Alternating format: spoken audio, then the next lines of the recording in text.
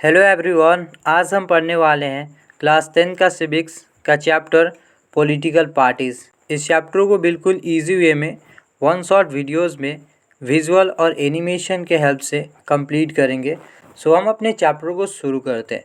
हमारा चैप्टर शुरू होता है पॉलिटिकल पार्टी से।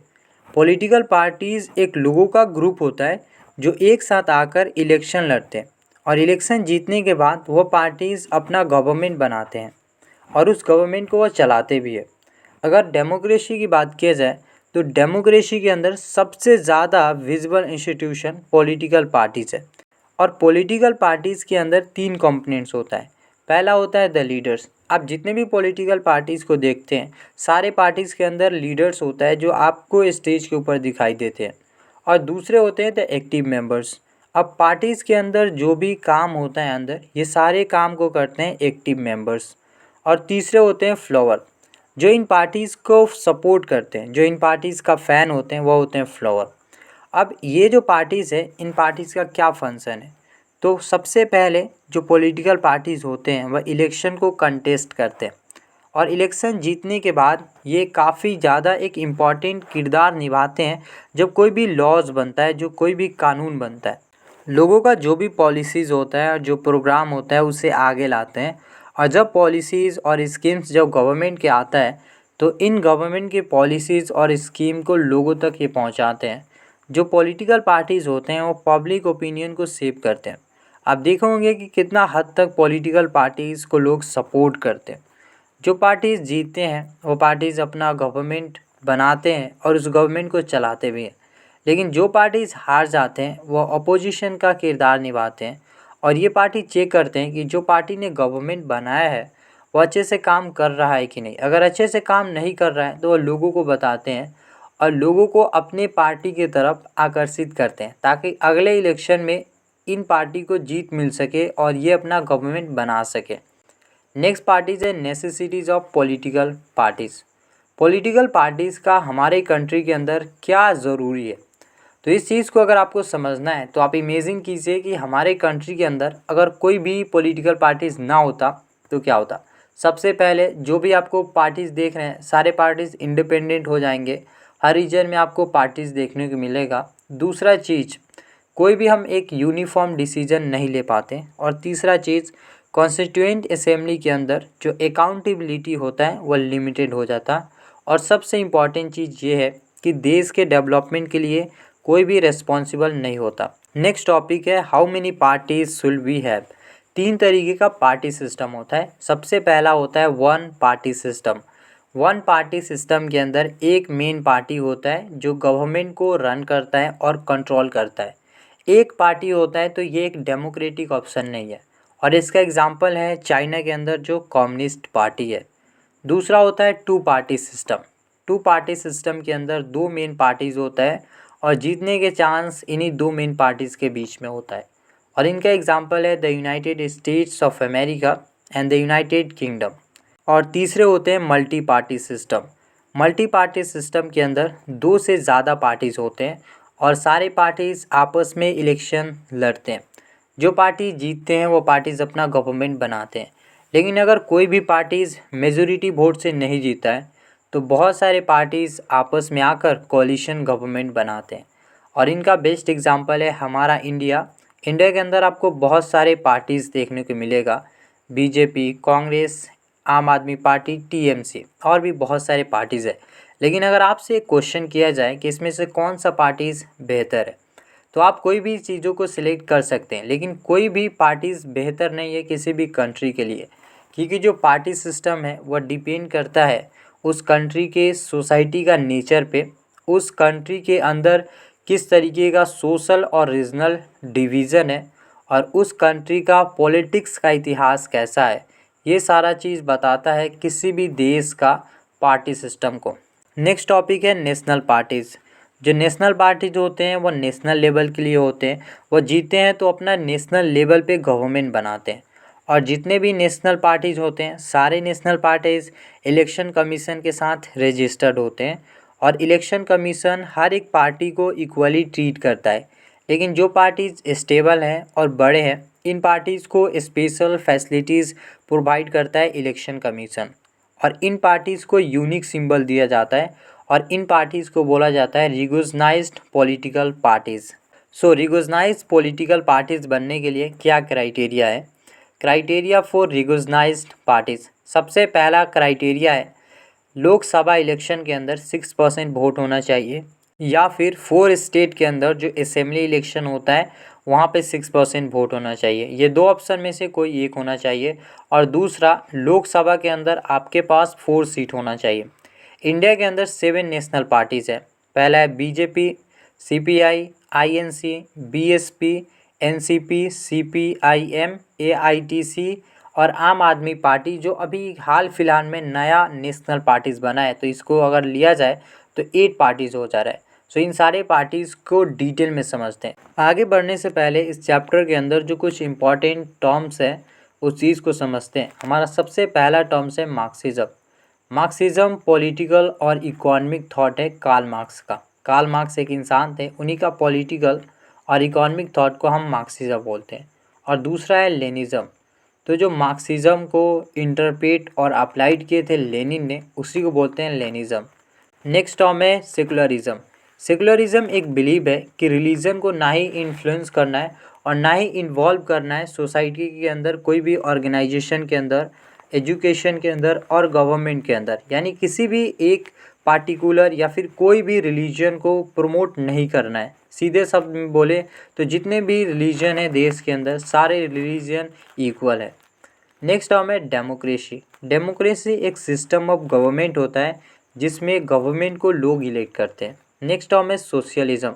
सोशलिज्म एक पॉलिटिकल आइडिया होता है और ये आइडिया बेस है कि जितने भी पीपल हैं कंट्री के अंदर, सारे पीपल इक्वल हैं और पैसा और प्रॉपर्टी सबके बीच में इक्वली डिवाइडेड होना चाहिए।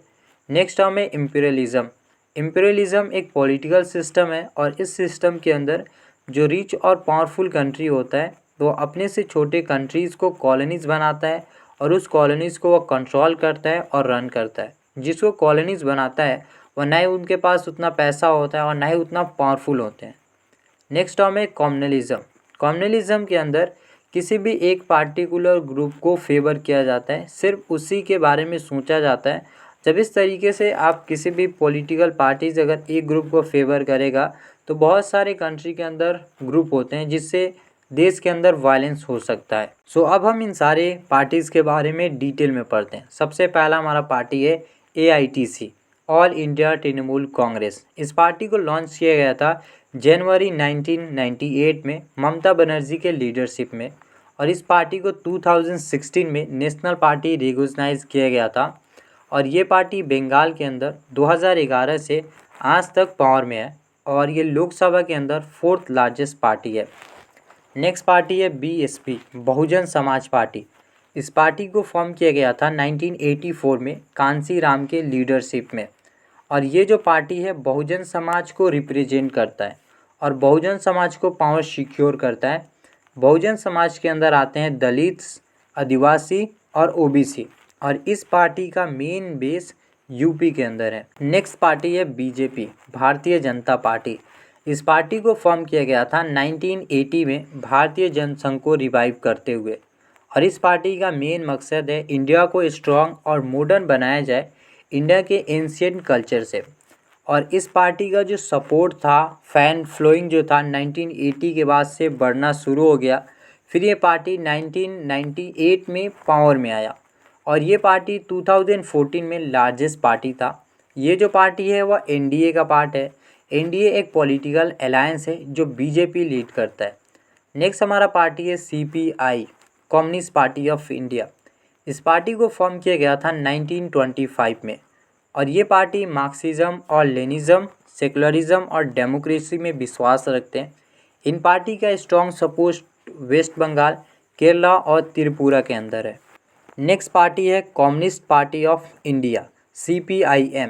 इस पार्टी को फॉर्म किया गया था 1964 में, और ये भी पार्टी मार्क्सिज्म और लेनिज्म पे विश्वास रखते हैं, और ये पार्टी सोशलिज्म, सेकुलरिज्म और डेमोक्रेसी को सपोर्ट करते हैं, और ये पार्टीज इम्पीरियलिज्म और कम्युनलिज्म को अपोज करते हैं, इनके खिलाफ रहते हैं। और इन पार्टीज़ का भी स्ट्रॉन्ग सपोर्ट वेस्ट बंगाल, केरला और त्रिपुरा के अंदर है।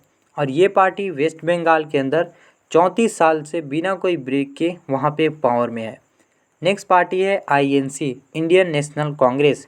ये पार्टी वर्ल्ड का one of the oldest party है और इस पार्टी को फॉर्म किया गया था 1885 में। और ये पार्टी इंडियन पॉलिटिक्स में काफ़ी ज़्यादा डोमिनेंट रोल प्ले किया है। इंडिया जब आज़ाद नहीं हुआ था तब भी जो पॉलिटिक्स था वो पूरे इंडियन पॉलिटिक्स को कांग्रेस ही कंट्रोल करता था। और इंडिया जब आज़ाद हुआ 1947 में तो जो गवर्नमेंट बना था वो कांग्रेस का ही बना था और इनका गवर्नमेंट 1947 से लेकर 1977 तक रहा। फिर थोड़ा ब्रेक हमें देखने को मिलता है, फिर से 1980 से लेकर 1989 तक कांग्रेस का ही गवर्नमेंट बनता है। यानी इंडियन पॉलिटिक्स पे कांग्रेस काफ़ी ज़्यादा डोमिनेट किया है और ये पार्टी 2004 लोकसभा इलेक्शन के अंदर लार्जेस्ट पार्टी था। नेक्स्ट पार्टी है NCP, नेशनलिस्ट कांग्रेस पार्टी। इस पार्टी को फॉर्म किया गया था 1999 में जब कांग्रेस पार्टी के अंदर स्प्लिट हुआ था और ये पार्टी डेमोक्रेसी और गांधीयन सेकुलरिज्म को प्रमोट करता है और ये पार्टी 2004 से ही UPA का पार्ट है। UPA भी एक पॉलिटिकल अलायंस है जिसे लीड करता है कांग्रेस पार्टी। नेक्स्ट हमारा टॉपिक है स्टेट पार्टीज़। स्टेट पार्टीज़ को हम रीजनल पार्टीज़ के नाम से भी जानते हैं और रीजनल पार्टीज़ एक काफ़ी ज़्यादा इम्पॉर्टेंट किरदार निभाते हैं नेशनल पॉलिटिक्स के अंदर। कोई भी नेशनल पार्टी अपना मेजॉरिटी नहीं बना पाता है लोकसभा के अंदर, इसलिए नेशनल पार्टीज़ स्टेट पार्टीज़ के साथ अलायंस बनाते हैं ताकि लोकसभा के अंदर ये अपना मेजॉरिटी बना सके। और स्टेट पार्टीज़ का एग्जांपल है समाजवादी पार्टी और राष्ट्रीय जनता दल और भी बहुत सारे रीजनल यानी स्टेट पार्टीज़ है। नेक्स्ट टॉपिक है challenges to political parties. Political parties आखिर कौन सी चैलेंजेस को फेस करते हैं? पॉलिटिकल पार्टीज़ सबसे ज़्यादा फेस करते हैं इंटरनल डेमोक्रेसी। पॉलिटिकल पार्टीज़ के अंदर कोई भी इंटरनल डेमोक्रेसी नहीं होता है। और दूसरा सबसे बड़ा चैलेंज होता है कि पार्टीज़ के अंदर कोई भी पार्टीज़ के अंदर हमें डायनेस्टिक सक्सेशन देखने को मिलता है कि जो लीडर जो है उसी का बेटा अगला लीडर बनता है, तो ये हमें डायनेस्टिक सक्सेशन वहाँ पे देखने को मिलता है। और सबसे इम्पॉर्टेंट प्रॉब्लम इलेक्शन के अंदर पैसे को और मसल पावर को यूज़ किया जाता है। और फोर्थ चैलेंज ये है कि कभी कभी जो पार्टीज़ होता है कोई भी हमें मीनिंगफुल चॉइसेस ऑफर नहीं करता है। सो इन पार्टीज़ को हम कैसे रिफॉर्म कर सकते हैं? Efforts made for reformation. एक कॉन्स्टिट्यूशन के अंदर अमेंडमेंट किया गया है कि जो MLA और MP पार्टी को चेंज करते थे अब वो पार्टी को चेंज नहीं कर सकते।